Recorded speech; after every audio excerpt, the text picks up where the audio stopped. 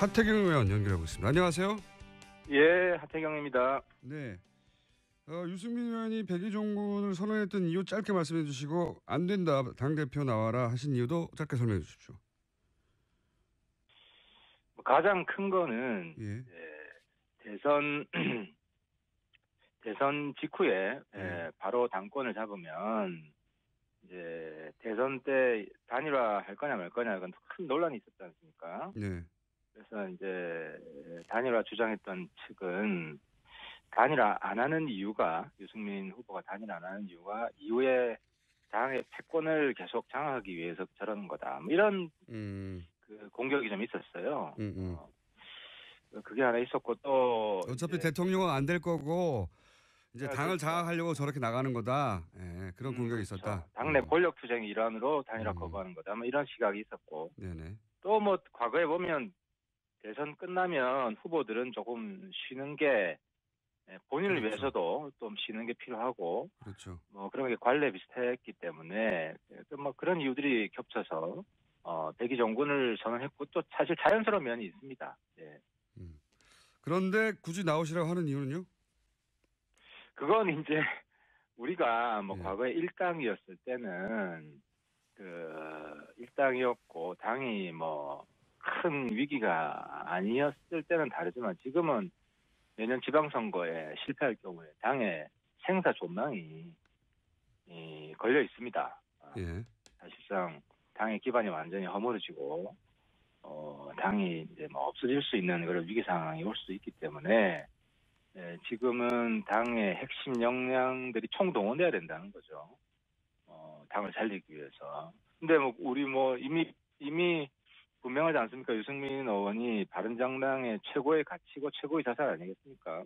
현재 기준으로 그렇습니다. 예. 지금 기준으로 그렇죠. 그래서 그런 자산을 우리 당 입장에서 볼 때는 최대한 활용하는 것이 맞다. 그리고 유승민 의원 본인도 그 부분에 대해서 다시 생각할 필요가 있다. 지금 뭐 겸손한 게 미덕이 아니라는 거죠. 이유는 알겠습니다. 근데 이제 뭐랄까요? 그 바른정당도 이번 대선을 겹치면서 바른정당의 지지자층을 새로 발견했다 할 정도의 새로운 경험을 하고 있는 걸로 저는 알고 있는데 그렇다면 좀 더 구체적으로 말씀드리면 10대 후반부터 20대까지의 지지자층이 있었다는 걸 발견한 걸로 알고 있는데 그런데 젊은 보수요. 그러면 좀 젊은 의원들 뭐 김영태 의원도 나오시는 것 같고 이혜원 의원도 나오시는 것 같고 아마도 확정은 안 됐지만 이런 분들이 당대표를 하는 것도 괜찮지 않습니까? 그렇죠. 우리가 뭐 추대가 아니고 경선이니까 뭐 네. 그런 분들이 나오셔야 된다고 저는 생각을 하고요.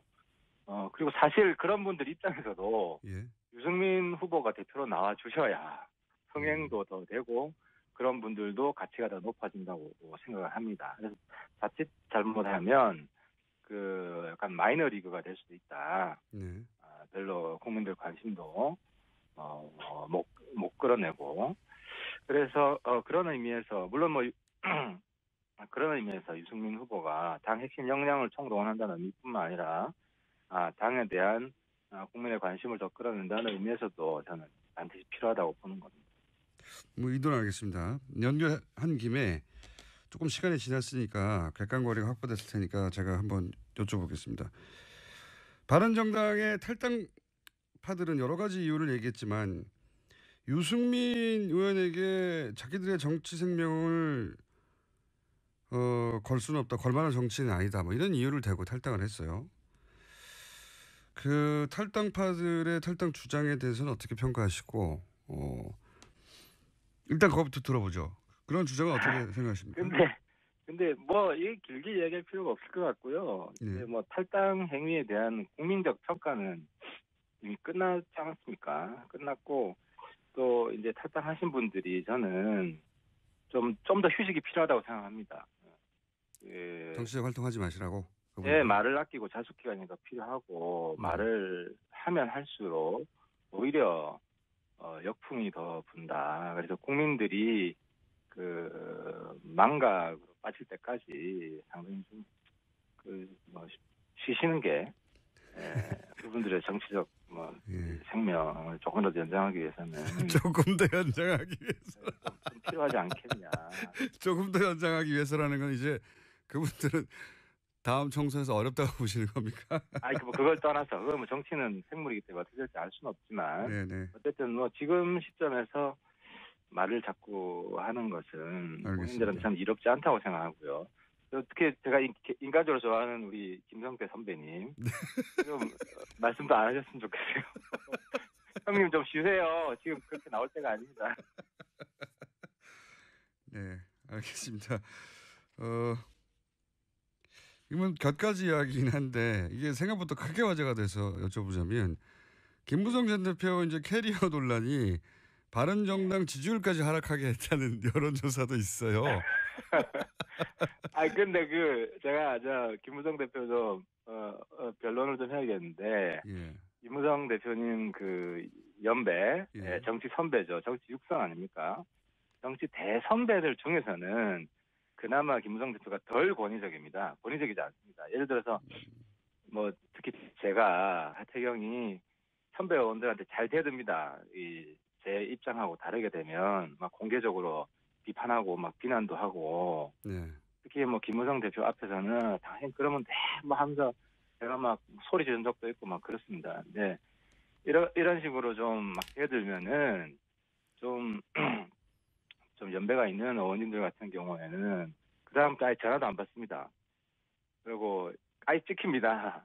그리고 대화도 안 해줍니다. 근데 안 해주는 분들도 있습니다. 다 그렇다는 얘기 아니고요. 그런 네. 분들도 있는데 뭐 김무성 대표 같은 경우는 또 이제 그렇더라도 이제 수평적으로 대화하고 토론하고 그리고 또 이제 뭐 술 한잔 마시면서 뭐 그때 제가 좀 과했습니다 하면 또 사과를 받아주시고 뭐 이런 식으로 좀 굉장히 수평적인 정치인입니다. 알겠습니다. 네. 그 한 면만을 보고 네. 대표가 너무 뭐 구시대 권위주의적인 정치인입니다. 이렇게 평가하는 건 좀 억울하다. 아무튼 네. 좀 억울할 수 있을 것 같습니다. 네. 의원님의 변론은 잘 알아들었는데 변론이 도움이 될지는 모르겠습니다. 워낙. 뭐 국민들이 뭐 평가하시겠죠. 자, 또 연결한 김에 여러 가지 재미있는 포인트가 있어서 의원님을 연결했는데 그 문재인 정부에 대한 지금 뭐 워낙 초기이기 때문에 그렇기도 합니다만 문재인 정부에 대해서도 몇 가지 평가를 하셨던데 긍정적으로 긍정적으로 평가한 부분을 일단 말씀해 주시면 외교안보 라인부터 긍정적으로 평가하시는데 이유는 뭔가요? 강경화 후보자는 제가 개인적으로 압니다. 그분은 아는 사람이라서. 유엔에서 뭐 일도 잘하고 외교관으로서의 능력을 이미 검증받은 분이고요. 그리고 특히 이제 북한 인권 관련해서 유엔에서 북한 인권 조사위원회 구성하고 그리고 뭐 김정은 반인도적 범죄자라고 유엔에서 규정했지 않습니까? 그런 북한 인권 문제에 있어서 상당히 적극적으로 지원을 했던 분이고 그리고 특히 이제 문재인 정부가 이제 과거 이제 북한 인권 결의안 논란도 있었지 않습니까? 그래서 그런 부분을 좀 커버하고 또 정부의 보수층에도 안심을 시키고 그런 면에서 상당히 저는 탁월한 선택이라고 보고 있고요. 그리고 뭐 일각에서는 양자 외교만 했지 다자 외교는 안 했다고 하는데 대체로 뭐 보면 공부 잘하는 사람들 보면 영어 잘하면 수학도 잘합니다. 그래서 양자 외교만 했다고 해서 다자 외교 잘 못할 것이다 이렇게. 그러니까 제가 물론 뭐 외교부 장관으로서 100% 앞으로 다 잘하리라는 보장은 없죠. 근데 충분히 자격은 있다. 그런 면에서 제가 높이 평가한 겁니다. 알겠습니다. 시간이 거의 다 돼가지고 다른 질문을 이어갈 수는 없을 것 같고 자 오늘 말씀 여기까지 듣겠고요. 조만간 저희가 스튜디오에 한번 모시고 총평 한번 들어보죠. 냉정하게 지난 대선에 대한. 네. 예, 알겠습니다. 네, 오늘 말씀 여기까지 듣겠습니다. 감사합니다. 예, 감사합니다. 바른정당 하태경 의원이었습니다. 김어준입니다. 3부에서 뵙겠습니다.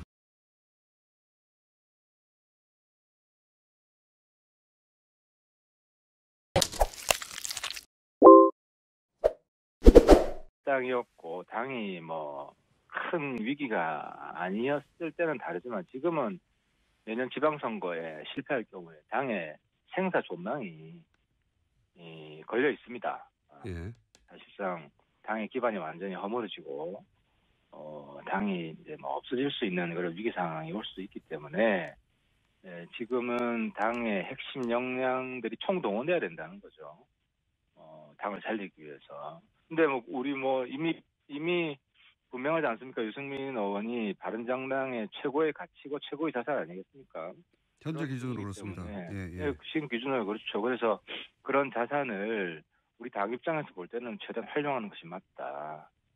같고 아마도 확정은 안 됐지만 이런 분들이 당 대표를 하는 것도 괜찮지 않습니까? 그렇죠. 우리가 뭐 추대가 아니고 경선이니까 뭐 네. 그런 분들이 나오셔야 된다고 저는 생각을 하고요. 그리고 사실 그런 분들 입장에서도 예. 유승민 후보가 대표로 나와 주셔야 흥행도 더 되고 그런 분들도 가치가 더 높아진다고 생각을 합니다. 그래서 자칫 잘못하면 그 약간 마이너 리그가 될 수도 있다. 네. 별로 국민들 관심도 못 끌어내고 그래서 그런 의미에서 물론 뭐 그런 의미에서 유승민 후보가 당 핵심 역량을 총동원한다는 의미뿐만 그리고 유승민 의원 본인도 그 부분에 대해서 다시 생각할 필요가 있다. 지금 뭐 겸손한 게 미덕이 아니라는 거죠. 이유는 알겠습니다. 근데 이제 뭐랄까요? 그 바른정당도 이번 대선을 겹치면서 바른정당의 지지자층을 새로 발견했다 할 정도의 새로운 경험을 하고 있는 걸로 저는 알고 있는데 그렇다면 좀 더 구체적으로 말씀드리면 10대 후반부터 20대까지의 지지자층이 있었다는 걸 발견한 걸로 알고 있는데 그런데 젊은 보수요. 그러면 좀 젊은 의원들 김영태 의원도 나오시는 것 같고 이혜원 의원도 나오시는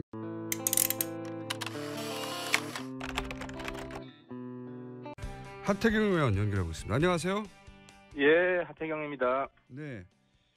유승민 의원이 백의종군을 선언했던 이유 짧게 말씀해 주시고 안 된다 당대표 나와라 하신 이유도 짧게 설명해 주십시오.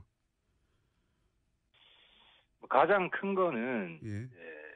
대선 대선 직후에 바로 당권을 잡으면 이제 대선 때 단일화 할 거냐 말 거냐 이건 큰 논란이 있었지 않습니까? 네.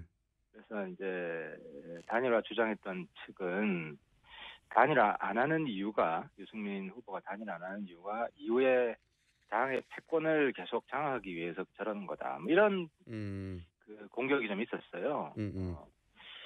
그게 하나 있었고 또 어차피 대통령은 안 될 거고 이제 당을 그렇죠. 장악하려고 저렇게 나가는 거다. 예, 그런 공격이 그렇죠. 있었다. 당내 권력 투쟁의 일환으로 단일화 거부하는 거다. 뭐 이런 시각이 있었고 네네. 또 뭐 과거에 보면 대선 끝나면 후보들은 조금 쉬는 게 본인을 그렇죠. 위해서도 좀 쉬는 게 필요하고 그렇죠. 뭐 그런 게 관례 비슷했기 때문에 뭐 그런 이유들이 겹쳐서 백의종군을 선언했고 또 사실 자연스러운 면이 있습니다. 예. 그런데 굳이 나오시라고 하는 이유는요? 그건 이제 우리가 뭐 예. 과거에 일당이었을 때는